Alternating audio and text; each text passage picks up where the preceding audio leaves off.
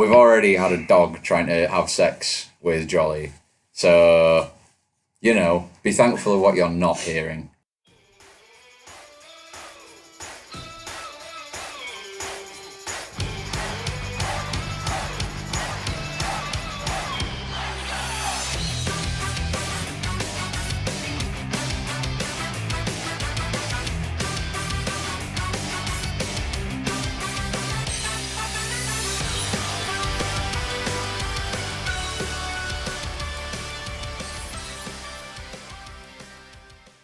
After the ladder match, we move on to the mixed tag match. The worst match on the card. Just fucking... This was there for one reason. This was worse than The Undertaker versus Giant Gonzalez from Wrestlemania 9. It was that bad. Starting the match, I have no idea why Jerry Lawler was even brought in.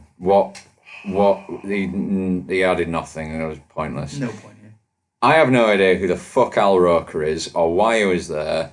He said he's a Today Show person. This is it. This is another reason. They forget they're global. Nobody knows who this guy is outside of America. We don't care. Yeah. The Miz was that match. The Miz, I give untold credit to. He's the most improved person throughout the year. He's been brilliant. Him and Maurice have been amazing together. This was not what they deserved. He's on the hottest run of his entire career. I mean, even before he was doing it with John Cena. Hang on, hold up. The Miz is doing it with John Cena. What are you talking about? That's why he didn't want to get married. Yeah. Just wants to dispel some rumours. Maurice has not wrestled. Is she a wrestler? She's won the what was the Divas title. She did used to wrestle quite a few years ago when I wasn't even watching it. She's not wrestled in a long time, and it shows because she didn't wrestle here either. She did literally nothing as far as I can remember. She maybe grabbed John Cena's leg and then got hit with Nikki Bella's finishing move. It's John Cena and Nikki Bella versus The Miz and Maurice. Yeah. To be honest, this is my toilet break. Yeah. The reason that I prefer Maurice over Nikki Bella is if you Google Maurice Oulet nude, you actually get something. You Google Nikki Bella nude, you're just boring. Nothing there. Maurice Oulet, of course, Playboy. Again, a lot of these women are posed in Playboy. There's always stuff to find. Cena and Nikki won. 5 out of 10. Just awful, pointless. I just got annoyed with it. It was... I mean, I like the fact that I didn't even think John Cena would get to the ring with running because that is a long ramp and he cannot run. He does run like he's shit himself. The one thing I liked, that was... Miz does all the work. Yep. Cena did 3 moves, if not maybe 1 or 2 more, and won. Yeah. If you want to call it the wrong couple, the wrong couple won. One for me. It should have been Miz and Maurice. Wrong kid died. Yeah. And if you know that quote, 10 points. 10 points 10 for you. points to Gryffindor. I mean to you. I don't think there was an issue with him losing, but it was literally done just so he could make a fake proposal to Nikki Bella, which... Yeah. And it was quite obviously fake because her shock was so poorly acted. I personally think that they're already engaged before WrestleMania because, as you said, as soon as he starts talking about it and as soon as he pulls out the ring, where were the tears? If that was any typical lady, anybody, you would be in floods of tears. Yeah. You won't be just like, hey, oh my God, I'm shocked. I didn't expect this. Yeah, so me personally, I think... Oh my God, what a surprise. Yeah. I think that they already are. Yeah. And they just did it because it's WrestleMania. Yeah, part of WrestleMania. Yeah, they did absolutely. it as a show, yeah. So yeah, let's move on from that horribleness. Rollins, Seth versus Helmsley, Hunter Hearst. Seth Really? Rollins. Hunter Hearst Helmsley. Did you not know? I knew he was Triple H. Well, I knew he kept getting called Hunter. Yeah, that's his moniker. To his Chandler. That's his. Nice. Yeah, thank you. That is his fake name. In real life, he's called Paul Levesque, but Hunter Hearst Helmsley sounds better. Yeah. I genuinely didn't think Rollins would actually make it to WrestleMania, so I am quite happy that he did. In the future, though, I think he might wish that he didn't, because he's had 2 serious knee injuries now, and they are going to catch up with him in a big way. So, as with every WrestleMania, Triple H gets a magnificent entrance because he is Triple H and he is your god. Bow down before him. And magnificent entrance. Yes, indeed.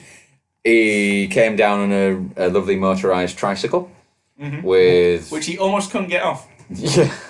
Not that he was trying to get it off, but like he couldn't get off of the motor. I couldn't understand the bit when he parked up. He even started revving the engine. The engine wasn't loud, so everyone was just like, "Oh, even I would just start like going, what are you doing it for?" Yeah. He's just overheating the engine. Yeah. It wasn't warm enough. And what was the thing with the police bikes? Oh, that was his escort, yeah. Maybe it's just... He's a dangerous man. They wanted to make sure that he didn't go, off script. Yeah, maybe he's trying to one-up Goldberg. Well, they didn't wear helmets, so that's not very good because it's health and safety. Yeah. Oh, but they were riding indoors, technically. Down a ramp with no sides. Oh. Yeah. Also, I don't know if either of you watch it, but Triple H these days really looks like the main guy Fred from the Channel 4 show First Dates, the French waiter. Yes, I actually like his look. I like. He thinks a strong Gallagher. So, also, you could also very clearly notice how padded up Seth's knee was. It looked huge. Yeah. I don't know how much padding was on there, but it was a lot. Just going back to your point of it being an unsanctioned match. If it's unsanctioned, what do they need a ref for? That's what I thought. Just go out there, beat the shit out of each other. Until one of them can't stand. Yeah, whoever's left laying, boom. But I thought that when they went out into the crowd, and I sat there and I thought to myself, hang on, if he can wrestle, but it's unsanctioned, it's basically a fight. So why are they in the ring? Yeah. Why have we got a ref? Why have we got a time limit? All this, it doesn't make any sense. Yeah. Making an unsanctioned match is basically saying a no DQ. That's it. They also introduced what I'm going to call Chekhov's table, which obviously based on Chekhov's gun. Yeah. In the art of script writing, where if a gun is introduced in the first act, by the third act it should have been fired. Yeah. Otherwise, why is it there? Right. The first part of the match, a table is introduced. Yes. And by the end of the match, someone had gone through it, but I was surprised it was Stephanie. I figured it might be, Seth or Hunter. I thought it might have been both of them together, like, as you said. I don't know, one of them spears the other one through the ropes and they both fall into the table. Yeah. One crawls in and gets the win. I don't know. It was just sort of a solid match, really. Triple H doesn't really seem to have bad matches unless it's with Roman Reigns at last year's WrestleMania main event. Whoa. Sting? That was a nostalgia act. I loved that. Even I fucking hated it. I'm sorry. The wrong person went over, but... Oh, well. That's me. Triple H, though, he does...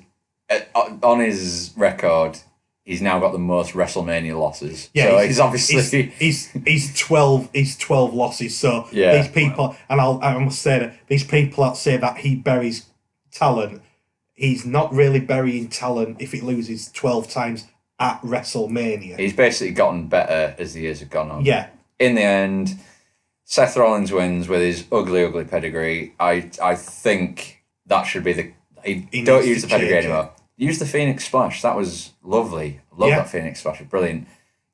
He's just shit at the pedigree. He's absolutely awful at it. And it's not going to help if he's, depending on how he lands with his knees. If he's something that doesn't use his knees. Yeah, exactly. Especially, as you said, with the two incidents that's happened before. Last thing you want to be doing is having someone like the equivalent of Edge when he had to retire because of problems with his feet. Yeah. 7.5 out of 10. I thought it was a solid match. Could have been better spots, but you've got Seth Rollins. We actually don't know. All we know is from what WWE tells us. We don't know how bad his knee is. He seemed to be working all right with it, but I think Seth winning was, as Triple H would say, and the Authority would say, best for business. Best for business. Then it came to the musical act of the night. Skip that because hang on, let me look at the notes that I wrote. I didn't actually write anything. Yeah, they're always wanks. I actually forward this bit to the end. Don't put music into my wrestling unless it is the older school ones where you get like Limp Bizkit playing. That's absolutely fine. Unless you're gonna have someone do their entrance music. Yeah. Then it was I have no idea what this title's called anymore, so I just call it the world title. Bray Wyatt versus Randy Orton. For the WWE Championship. Whatever it's called these days. At the beginning, Bray sold a power slam that didn't happen. I don't know if either of you noticed this, but Orton went as if he was gonna. He did that shift, and Bray just flipped, and Orton was like, okay. And then he did it again. Yeah, and he actually did the power slam. Yeah, it was like, I noticed, thinking back about it, it was just like, I'm sorry, have I just blinked? I wound that back. I dragged back on my iPad and was like, did he just flip? Like, yeah, he just flipped. He just went. He threw himself. It was nice. Almost as if they were doing something as a special edition for when the WWE Network cut it. Yeah, it was lovely how they did it, but yeah. For me, Bray just started being used as he should be, which should be this big freak champion who's just able to like manipulate things. But I didn't like the bits with the ring. I didn't. Caron, opinions on this? Because I thought it made good entertainment. Yeah. It makes good theatre. Yes.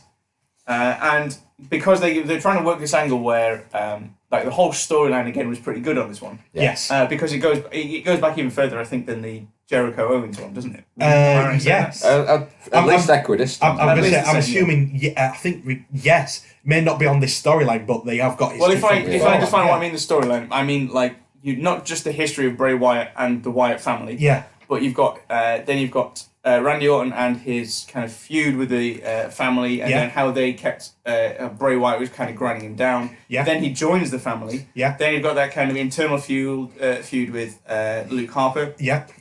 And then they had the whole setup to this match where they showed you. I presume it must have happened previously on like one of the weekly shows where you had Randy Orton desecrating the whole. What it was is that sister, Bray Wyatt. Abigail. Bray Wyatt says after the Elimination Chamber, Randy Orton says basically, I'm going to give up my spot because you're champion. Yeah. So he's turned around and gone, because you've done this, I'm going to let you into my sanctuary, which is where he ends up burning the place down, which is where Sister Abigail's ashes are apparently. Do we know the story that Sister Abigail meant to be Bray Wyatt's long-lost sister or something? There was talk, there's always been talk that Sister Abigail would come as a character. Yeah. But then it stopped. Revealed it's always been... And then the reason why he calls his finishing move the Sister Abigail, if I remember rightly, I could be wrong, so don't quote me on it, it's to do with him paying homage and the fact that he still has her with him. Yeah. Regardless of no one's ever said that she's burned down in a place or anything. It's just that he's got ashes of her in this place. Yeah. And then as you see in some of the video bits, you see Bray Wyatt holding the belt, and you see Randy Orton, which I'd never actually noticed before, looking over at the belt as if like, that's mine. I'd never noticed that before, and I thought it was really well done. They edited it show you like any time that they've been in the ring together where he's holding the belt, and I've never noticed that before. He's quite a tall guy, but he's looking down on him. But and then he turns around and goes, "It's your sanctuary, not mine," and burns the place down. However, I'm quite worried about the cameraman that left in that place. Well, could have just been a GoPro. Just a GoPro left in there. Yeah. It's fine.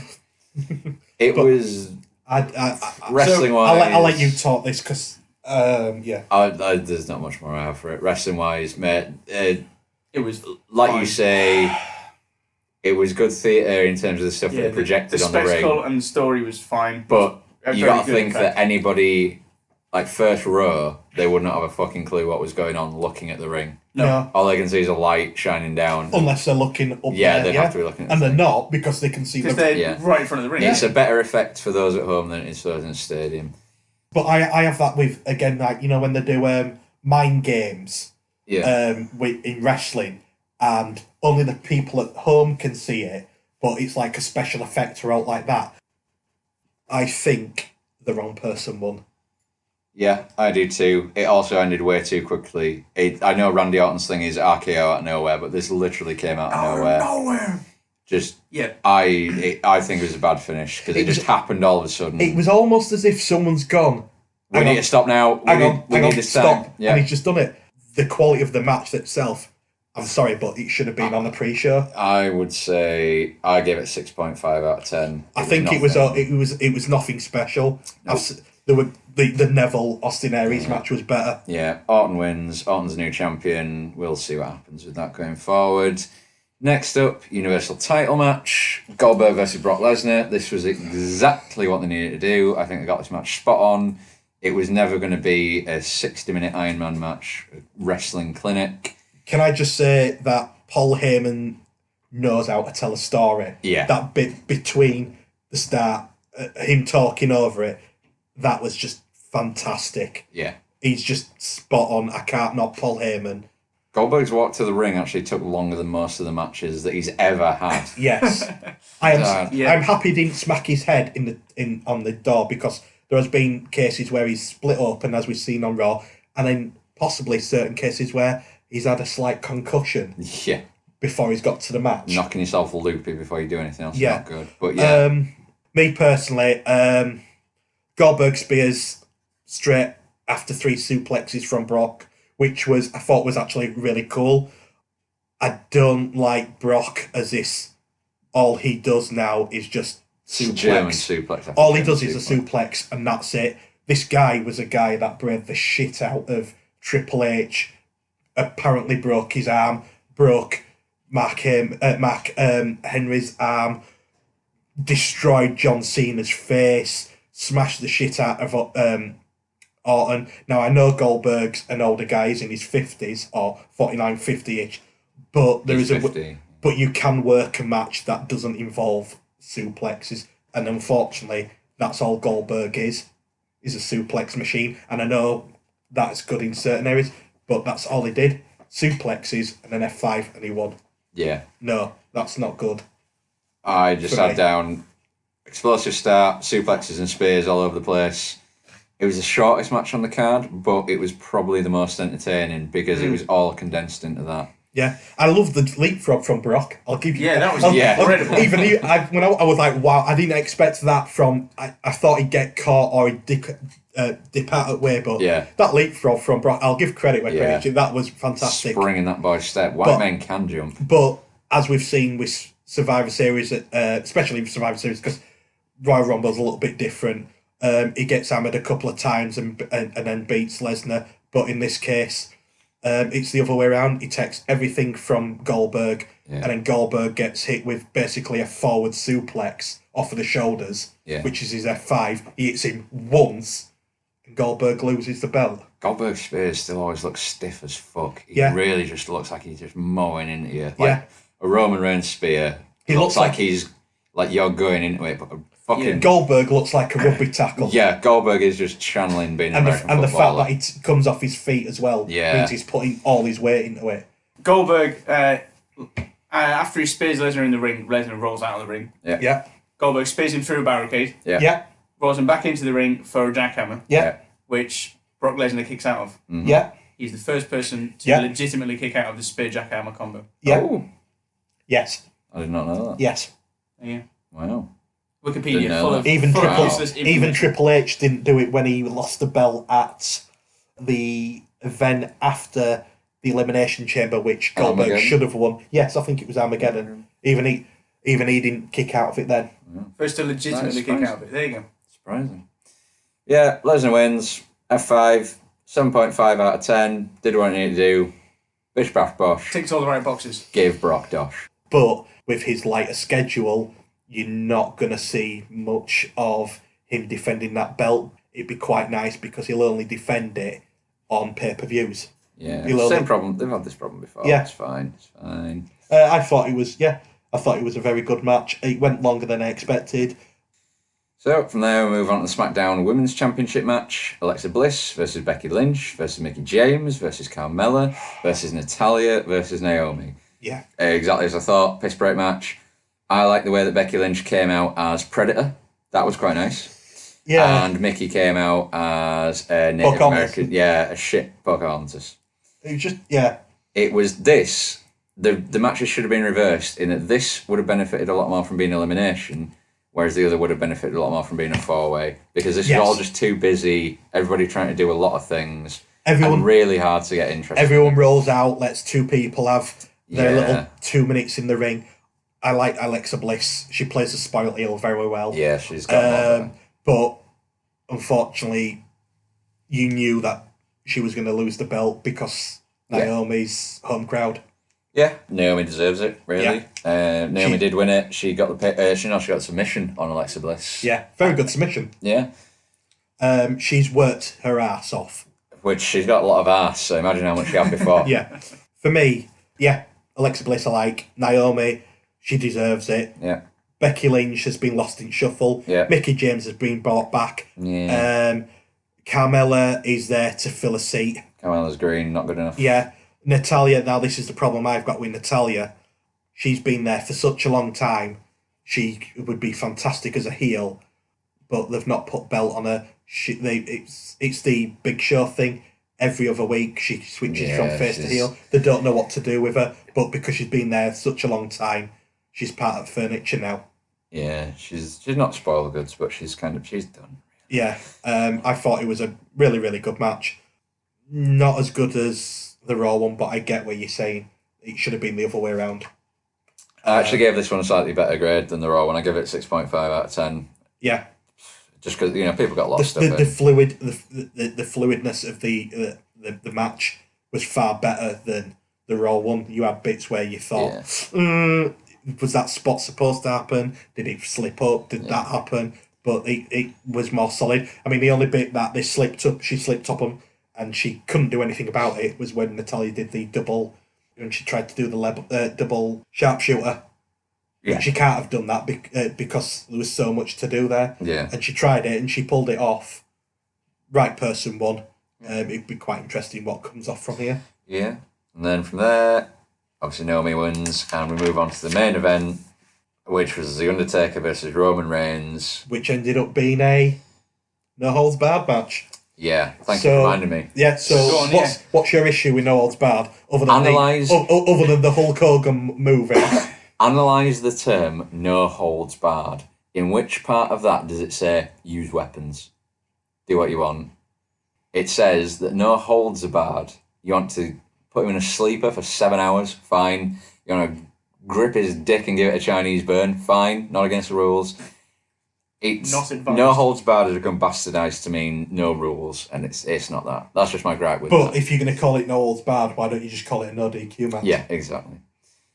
And they had to realise going into this that if Roman Reigns won, their attempt at trying to make him the new John Cena will never work, because he will never get cheered again, no matter what he does. He could kill every member of ISIS, and he's going to get booed because he's Roman Reigns. Starting the match off, Jim Ross comes back, which is brilliant, and he's also apparently got a new 2 or 3 year deal with WWE. I don't know what it's to do, but him being back with them is very good. Especially after the last 2 weeks he's had with his wife, who has sadly passed away. We're sorry. We love you, JR. He won't listen to this. I don't care.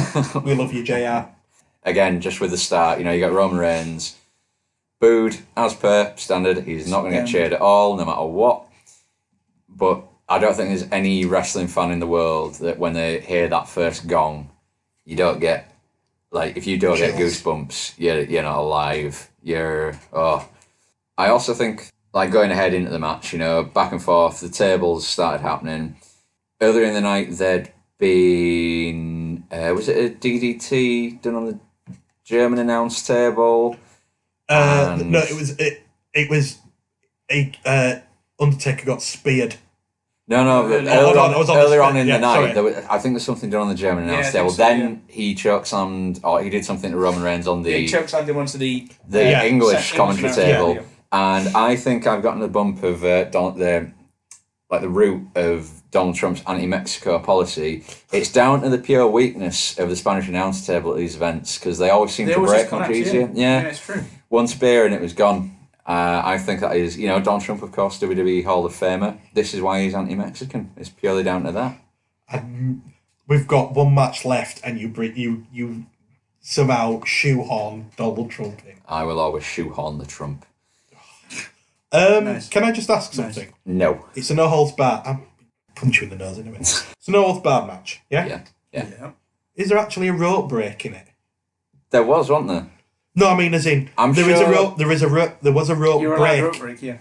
But does a no holds barred allow you to have a rope break Like the whole thing of if it's a triple threat or a fatal four-way, there is no count out yet. There has been times when they use a count out. Yeah, I don't know that it's almost discrepancies that it changes from one week to another. I don't know. I'd have to look into that. But the actual match itself, it wasn't great, and over certainly the past few years, you can just visibly see the Undertaker deteriorating. Yeah. And when he got Roman Reigns up to try and do a last ride, he did a last ride, but where he used to be able to his chest. Yeah, where he used to be able to pick him up above his head and slam him down, and you're talking near 300-pound guys. Yeah. Especially during his badass biker phase. Roman Reigns, that was just kind of a straight drop. He wasn't looking good.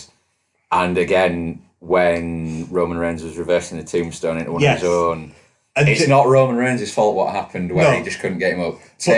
But JBL, Michael Cole and JR all had to help sell that by saying, momentum and this, that and the other. It's sheer exhaustion. Just, he couldn't flip through, and it was sad in a way. And frankly, if I never see a spear again, that'd just be lovely, because between Goldberg and fucking Roman Reigns, there must have been about 12 spears. Yeah, there was a lot. It was too much. For me, obviously, we can see it's the passing of the torch. Yeah. However, this is my yard, this is my yard. Yeah. Everything. However, if they were going to do this, the Undertaker's streak is synonymous with WrestleMania. Was. Up to him hurting himself with Brock Lesnar. I would have loved Undertaker to have retired with that streak, not broken. But also looking back on it, I think WrestleMania 30 should have been when he called it a day, because he was never really up to it again. No. In the end, Roman Reigns bounced off the ropes a lot of times and spared Undertaker for a win. I gave the match 7 out of 10. It was, and that was generous. At least a point of that is just based on for me, I don't know what to say. I mean, Roman wins. Personally, I think I knew we were going to win. The match was okay. If he hadn't retired now, he should have retired before. He needs to retire, regardless. He's in his 50s. He's not in his best condition. Even up to 4-5 weeks ago, he wasn't very, very good, and we could see it there and then. He just looked tired. He looked like drained. He looked like you just got him out. He'd been up all night on an all-night bender, and then he's gone to go wrestle for 10-15 minutes. The problem with Roman Reigns is that you've got a guy that people genuinely don't like. Yeah. And you're putting him against somebody that people genuinely don't want to lose. That's what I'm saying though. He wins, that's it. He's a bad guy now. No matter what, he is a bad guy. Yeah. Whether they turn him heel or not. Yeah. He's bad. He's a bad guy. He's going to get booed everywhere. But the other thing to take from it, which is something that you will always know, is that whether John Cena, Roman Reigns, whoever is booed or cheered, they're getting fan interaction. The time when you have an issue is if you come to the ring and nobody gives a shit. Yeah. If you have nobody, if you can hear a pin drop, which there has been times when people have come to the ring, you sit there and go, maybe this isn't for you. Yeah. If you're getting fan reaction, then it works. It's just not in the way that WWE want. You can tell how big of a deal this was because it even got a mention on the BBC digital teletext site saying... Teletext site? Yeah, well, it still exists. The BBC, you press text on the BBC and it still showed up, and the Undertaker match was on there. It gave a little rundown of it. Yeah. And ultimately, Undertaker's exit is going to be the defining moment. There was no talking over it, which was nice. Yes. Yeah. Just Undertaker, the crowd. He left his hat. He left his coat. And I like the fact that the camera panned on it for a while and then it moved it around while he was walking around. Yeah. And just watching him sink into the set. It was a very nice leave off. and then the lights went out. Yeah. And then you saw it in the cut, and it went bong. Yeah. The lights went out, and everyone knew exactly what was going to happen. Yeah.